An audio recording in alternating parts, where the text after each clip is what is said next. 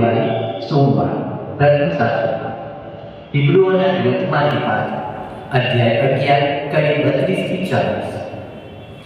આથી વધુ હું શું કહું?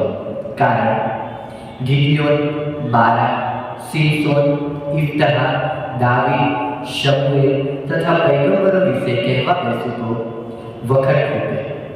તેમણે શ્રદ્ધાને બળે સામ્રાજ્યો જીત્યા હતા, ધર્મની પ્રતિષ્ઠા કરી હતી, ઈશ્વરના વચનો સાચા પડતા જોયા હતા, સિંહોના મોઢા બંધ કરી દીધા હતા, બળબડતા ઊંઘને શાંત પાડ્યો હતો, તલવારને ધારથી તેઓ બચી ગયા હતા, ડૂળમાં બનીને બળવાન બન્યા હતા, યુદ્ધમાં પરાક્રમી નીકળ્યા હતા, તેમણે વિદેશી સૈન્યોને મારીને હટાવ્યા હતા, સ્ત્રીઓને તેમના મરેલા સ્વજનો સજીવન થઈને પાછા મળ્યા હતા, જ્યારે બીજાઓ ઉચ્ચતર પુનર્જીવન પ્રાપ્ત કરવા ખાતર છુટકારાને અસ્વીકાર કરી રીબાઈને મૃત્યુ પામ્યા હતા.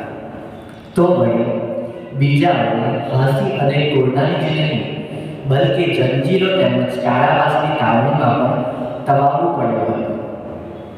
તેમને સંગસારીથી મારી નાખવામાં આવ્યા હતા, કરવતે વહેરી નાખવામાં આવ્યા હતા, તલવાર અને રહેસી નાખવામાં આવ્યા હતા.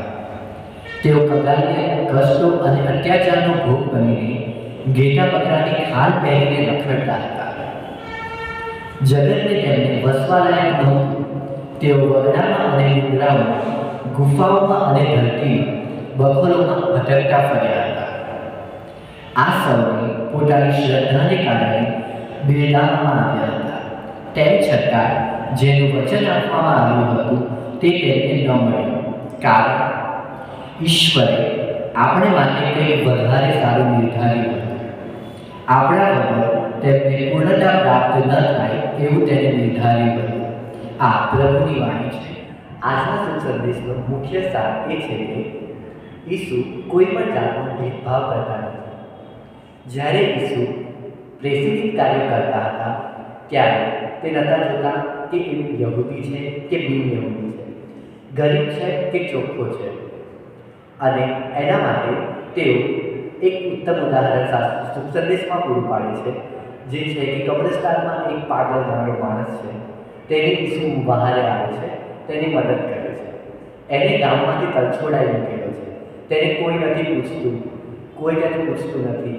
અને પ્રભુ ઈસુ તેની માનવ પ્રતિષ્ઠા પ્રસ્થાપિત કરે છે અને તેને તેના ગામમાં પરત ફરવાની તેમજ નવું જીવન જીવવાની તક આપે છે. આપણે ક્રિશ્ચિયન ધર્મ અપનાવી આપણી આસપાસ કેટલા લોકો એવા છે જે સમાજથી તલછોડાયેલા છે.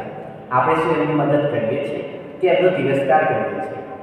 આપણે પણ પ્રભુ ઈસુની જેમ તેમનો હાથ પકડીને ઈસુના દર્શન કરાવવાની જરૂર છે, અને એ જ આપણો સાચો ખ્રિસ્તી ધર્મ છે.